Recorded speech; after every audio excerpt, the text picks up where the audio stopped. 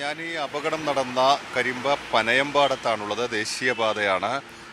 നമുക്ക് ഈ സ്ഥലം നമുക്കൊന്ന് കാണാം. ഒരു വലിയ വളവാണ്. അതേസമയം റോഡിന് ചെറിയ ഒരു ചെരിവ് ഉണ്ട്. വലിയ വേഗതയിലാണ് വാഹനങ്ങൾ വന്നുകൊണ്ടിരിക്കുന്നത്. ഇത് നേരെ കോഴിക്കോട് ഭാഗത്തേക്കാണ് ഈ റോഡ് പോയിക്കൊണ്ടിരിക്കുന്നത്. സ്ഥിരം ഒരു അപകട മേഖല കൂടിയാണ് ഇത്. എതിരെ വന്ന ലോറിയിൽ തട്ടിയാണ് ഈ വാഹനം ഇവിടെ മറിഞ്ഞു വീഴുന്നത്. ഈ കുട്ടികൾ സ്കൂൾ വിട്ട് ഇവിടെ നിന്ന് ഈ പാലക്കാട് ഭാഗത്തേക്ക് നടന്ന് പോവുകയായിരുന്നു. അപ്പോൾ ഏതാണ്ട് ഈ ഭാഗത്തെത്തുമ്പോഴാണ് ഈ ഒരു അപകടം നടക്കുന്നത്. കുട്ടികൾ ഏതാണ്ട് ഇവിടെ എത്തുമ്പോഴാണ് ഈ ലോറി പാലക്കാട് ഭാഗത്തു നിന്ന് കോഴിക്കോട് ഭാഗത്തേക്ക് വരികയായിരുന്ന ലോറി മറ്റൊരു ലോറി എതിരെ വന്ന ലോറിയിൽ തട്ടി ഇടിച്ച് ഈ കുട്ടികളുടെ ശരീരത്തിലേക്കൊക്കെ പാഞ്ഞു കയറുന്ന സാഹചര്യം ഉണ്ടാവുന്നത്. വാഹനത്തിലുണ്ടായിരുന്ന സിമൻറ്റിൻ്റെയൊക്കെ ചാക്കുകളാണ്. സിമൻറ്റ് കയറ്റി വന്ന ലോറിയായിരുന്നു അത്.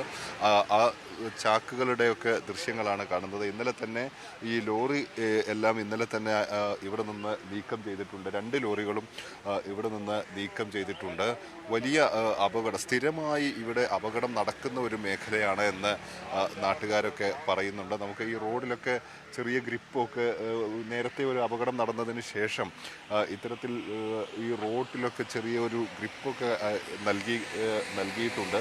അത് പക്ഷേ തുടർന്നും ഈ മഴയൊക്കെ ഉള്ള സമയങ്ങളിൽ തുടർന്നും ഇത്തരത്തിൽ ഈ അപകടങ്ങൾ ഉണ്ടാവുന്നത് ഒരു പതിവ് സാഹചര്യമാണ് എന്നാണ് ആളുകൾ പറയുന്നത്. അതേ തുടർന്നാണ് വലിയ പ്രതിഷേധത്തിലേക്കൊക്കെ നാട്ടുകാർ പോകുന്ന സാഹചര്യമുണ്ടായത്. ഇന്നലെ വലിയ പ്രതിഷേധത്തിന് ഈ നാട് സാക്ഷ്യം വഹിച്ചിരുന്നു. പിന്നീട് ഈ ആളുകളെയൊക്കെ ഇതിൽ അന്വേഷണം നടക്കും, ബദൽ സംവിധാനമുണ്ടാക്കുമെന്ന് പറഞ്ഞിട്ടുണ്ടായിരുന്നു, ഉറപ്പ് നൽകിയിട്ടുണ്ടായിരുന്നു. അതേ തുടർന്നാണ് പ്രതിഷേധമൊക്കെ അവസാനിപ്പിക്കുന്നത്. ഈ റോഡിൻ്റെ ഒരു പ്രത്യേകത, ഇതിൻ്റെ ഒരു ഭാഗത്ത് മാത്രമാണ് ഒരു ഓട സ്ഥാപിച്ചിട്ടുള്ളത്. അതോടൊപ്പം തന്നെ നേരെ ഒരു ചെരിവ് റോഡിനുണ്ട്. അപ്പോൾ ഈ മഴവെള്ളമെല്ലാം ഒരു സൈഡിലൂടെയാണ് ഒഴുക്കി കൊണ്ടുപോകുന്നത്. അത് തന്നെ നിർമ്മാണത്തിലെ ഒരു അപാകതയായി നാട്ടുകാർ ചൂണ്ടിക്കാണിക്കുന്നുണ്ട്.